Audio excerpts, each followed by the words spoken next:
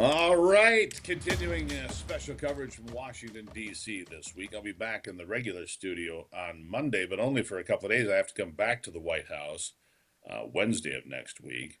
My next guest normally here, and I'm normally there. We switched roles this week. Congressman Tim Walberg is with me, but he's in district in Michigan while I'm here in Washington, D.C. Congressman, nice to have you back on the program. Well, it's good to know we have a competent person in D.C. right now. Glad to hear Somebody that. has to watch the place.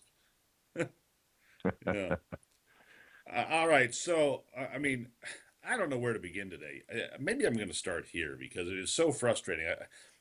The people that, communicate with me and send me emails and social media and so forth, man, they're frustrated.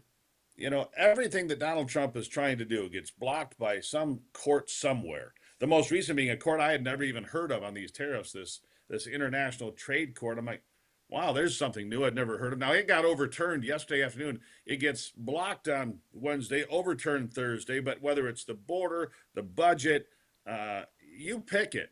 There's like 200 injunctions and lawsuits and legal action against this administration. Maybe I'm wrong, Congressman, but it seems to me when 77.5 million people vote for some individual to run the country, they actually expect that to happen, not get blocked by every single thing he does by some radical court. It's frustrating.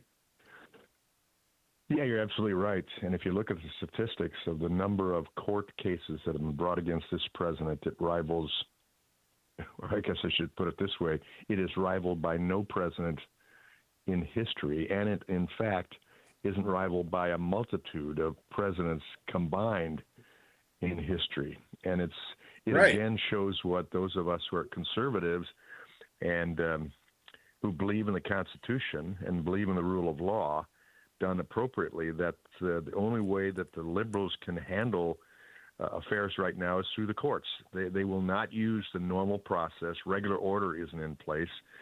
They disrupt what can go on in Congress. That's why we have to do a big, beautiful bill through reconciliation, is because Chuck Schumer and the Democrats will just simply block everything with that 60-vote requirement. And so here's a president who says, I am going to do what 77 million people told me they wanted me to do, because I didn't lie to them. I told them what I'd planned, and they were aggressive plans, and they still voted for him, massive numbers. And so the Democrats say, we'll stop it through the courts. And we have judges who are as liberal as the day is long, who don't believe in the reality of what America is with separations of powers, with the limited powers that they have in the courts and the Constitution. And they are limited, and yet they know that they can frustrate what goes on by making these rulings. So Trump generally wins. If you look historically, what's been going on, he eventually wins in almost all the cases where those court cases initially go against him, with some district judge trying to do his will on the country and never running for office to do that through the courts. And I'd like to say, Congressman, that I trust the Supreme Court if some of these cases get there. I don't, though. I trust two justices, Alito and Thomas, and after that, it's a crapshoot every single day on the nation's high court. Yeah. The liberals like to call it a conservative 6-3 court. That is not true, to be honest with you. All right, so let's talk about, you mentioned the one big beautiful bill, getting a lot of pushback from Rick Scott, the senator from Florida, Ron Johnson from Wisconsin, Rand Paul from Kentucky, and right now, unless a lot of the spending cuts or the spending is cut, they're not going to vote for this. It's not going to make it through. Do you think they can find an accommodation? Can they cut enough of the spending? Because they claim that it would add $2 trillion to the debt each year for the next 10, pushing our national debt to close to $60 trillion.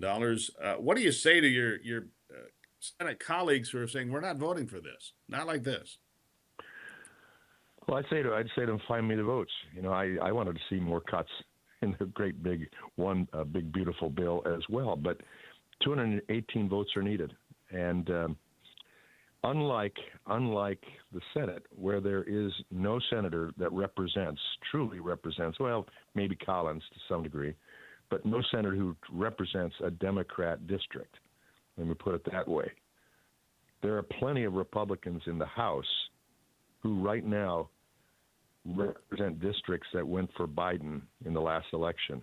And yet we have them here in the House voting Republican, let's put it that way, voting Republican at least 75, 80% of the time, whereas a Democrat in that seat would be voting 0% of the time with us. So that's what we contend with. A senator doesn't. All of those states represent, since they represent entire states, are states that are Republican states. And so Rick Scott and others, Rand Paul is lost to us, but Rick Scott and others who are Ron Johnson have to understand if they want to force their will, we will get nothing. And I don't think nothing is appropriate this time.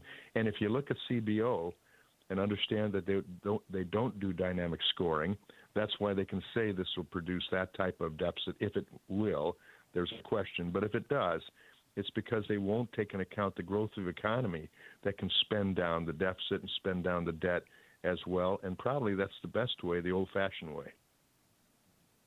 Let me ask you one other thing this morning, because it is incredibly important to the listeners here. And the other big complaint that I hear recently, in fact, it might be the number one complaint I've heard recently the last week, is that they are upset that the DOGE cuts put forth by Elon Musk have not been brought to the House floor for a vote in the House. And they're mad at Speaker Johnson for not codifying DOGE cuts. I can see their frustration. Can some of these things be brought to the House floor? Can it not be done? What would you say to address the concerns of people, not just in your district, but across the country that are like, hey, why can't we get this voted on? Well, they have. They have got voted. A number of them have been voted on in the big, beautiful bill. We put them in there. And so the information that's going out unchecked that we haven't done what the president pushed forward is just false. Have we done everything that he's pushed forward? No, we can't. Some can't be done in reconciliation. Some will have to be done the normal process, and that would mean 218 votes in the House, which I think we could get, and we'll be seeing more of those put through. But they'll also have to understand that the Senate will not pass those. Chuck Schumer will not pass those. Yeah, there's the problem. Right. That's they the won't problem. let it, so we have to do it the best way possible. And right now, reconciliation, which you can only do based upon spending issues and taxation issues, it can be done through reconciliation, but at one time and in only a certain way controlled by the Senate parliamentarian in the end. And that's a challenge. But we have done a significant number of the DOGE cuts already through the reconciliation wherever we could. And now it just comes down to the American public finishing it, the 4 years. Yeah. Well, and I appreciate you answering that. That's one of the big complaints I've heard from folks, and I appreciate you addressing that. Some of it's going to happen in the big, beautiful bill. Some will happen outside of the bill, but they'll take a shot at all of it because we need to stop spending the way we do. Congressman Tim Walberg, always appreciate it. Enjoy the district, sir. Love being in the district and enjoy Washington, but don't drink the water. The Kool-Aid, as it were. Fair enough. All right, we'll take a break and be back on the Steve Gruber Show.